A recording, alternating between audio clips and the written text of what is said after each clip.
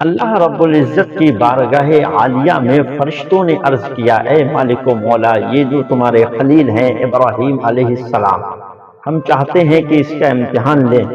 تو اللہ رب العزت نے فرمایا، ٹھیک ہے، تم جا کے ان کا امتحان لے سکتے ہو۔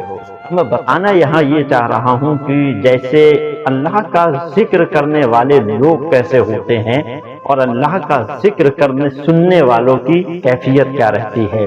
اللہ کا ذکر جب کیا جاتا ہے تو سننے والوں کے جلوے ہی الگ اور نرالے انداز ہوا کرتے ہیں۔ وہ دیکھیں آپ کو فرشتہ آیا اور ایک جھاڑ میں آ کے بیٹھ گیا، اور بیٹھنے کے بعد میں اس نے اللہ رب العزت کا ذکر کرنا شروع کیا۔ کہاں آ کے بیٹھا چھپ کے؟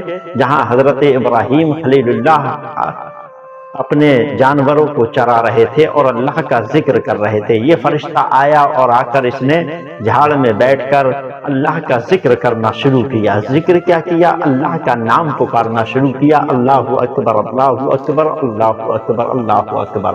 حضرت ابراہیم خلیل اللہ علیہ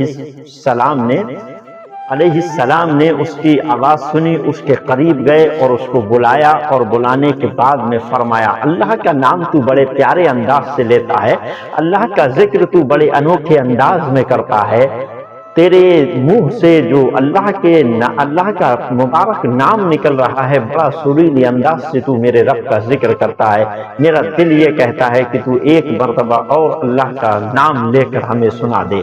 اب اس فرشتے نے کہا تھا، اے ابراہیم، میں نے جو اللہ کا نام سنا اور میں نے جو نام سنایا وہ اس کو سنانے کے لیے میں نے تمہیں سنا دیا، آپ نے سن لیا، لیکن اب اگر آپ سننا چاہتے ہیں تو اس کے لیے آپ کو مال خرچ کرنا پڑے گا۔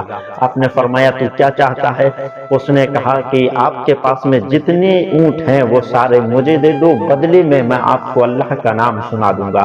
حضرت ابراہیم خلیل اللہ نے فرمایا، اللہ کا ذکر سننے والے ہیں، اللہ کا ذکر سننا چاہتے ہیں، اس کے منہ سے اللہ کا نام بہت پیارا لگ رہا ہے، تو کہا کہ ٹھیک ہے، یہ سارے اونٹ میں نے تمہیں دیے، آپ اللہ کا نام سنا دو۔ لہذا اونٹ لیے اور اس کے بعد میں پھر اللہ کا نام پکارا، اللہ اکبر اللہ اکبر اللہ اکبر اللہ اکبر کہہ کر خاموش ہو گیا۔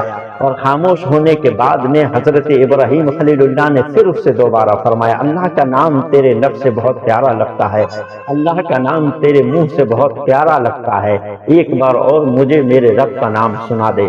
تو اس نے کہا، آپ کے پاس جو اونٹ تھے وہ آپ نے مجھے دے دیے، اب اس کے بدلے میں کچھ اور دیں گے تب میں سناؤں گا۔ کہا ٹھیک ہے، میرے پاس جتنی بکریاں اور بھیڑ ہیں وہ ساری تو لے لے، لیکن مجھے میرے رب کا نام سنا دے۔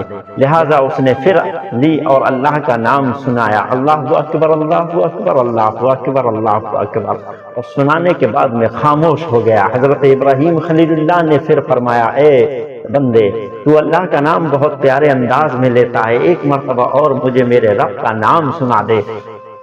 اس نے کہا، اب آپ کیا دیں گے؟ اونٹ آپ دے چکے، جانور سارے آپ مجھے دے سکے، اب آپ کے پاس میں کیا ہے جو آپ مجھے دیں گے؟ بدلے میں اللہ کا نام سنیں گے۔ حضرت ابراہیم علیہ السلام کے عشق کی انتہا دیکھیں آپ، حضرت ابراہیم علیہ السلام کی اپنے رب سے محبت کو دیکھیں آپ، ذکر خدا سننے کی محبت دیکھیں آپ، کیا ذکر سننے کا آپ جو ہے ان کا طلب دیکھیں آپ، ذکر خدا سننے کی طلب دیکھیں آپ۔ فرمایا، دیکھ، میں نے تجھے جو اونٹ دیے ہیں، میں نے تجھے جو جانور دیے ہیں، اس کو چرانے کے لیے تجھے ایک نہ ایک بندہ تو چاہیے، چرواہی کی ضرورت تو پڑے گی۔ اس نے کہا، ہاں بالکل پڑے گی۔ آپ نے فرمایا، میں تیرے جانوروں کو چراؤں گا، بدلے میں تو مجھے اللہ کا نام سنا دے۔ اس فرشتے نے اللہ کا نام سنایا اور پھر چلا گیا۔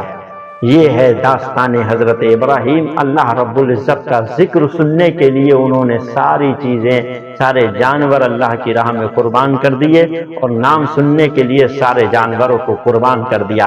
ایک ہم ہیں، ہمیں اپنی قسمتوں پہ جو ہے کیا اپنی قسمتوں پہ رونا چاہیے کہ ہم اللہ کا ذکر نہیں کر پا رہے ہیں۔ علماء سنانا چاہ رہے ہیں لیکن ہم سننا نہیں چاہ رہے ہیں، علماء بتانا چاہ رہے ہیں لیکن ہم سننے کو راضی نہیں ہیں۔ جمعے میں بھی ہم جب پہنچتے ہیں جب خطبے کا وقت قریب ہو جاتا ہے، میرے دوست دین کی باتوں کو سنیے اور سن کر اس پر عمل کیجیے، اسی میں آپ کی اور ہماری بھلائی ہے۔ مولانا بدرالدین قادری صاحب کے بیانات سننے کے لیے بدرالدین قادری آفیشیل کو سبسکرائب ضرور کریں۔